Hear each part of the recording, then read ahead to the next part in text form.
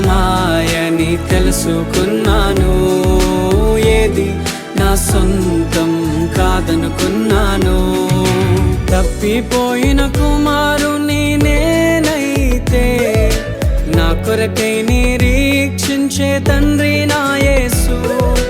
తప్పిపోయిన కుమారుని నేనైతే నా కొరకై నిరీక్షించే తండ్రి నా యేసు.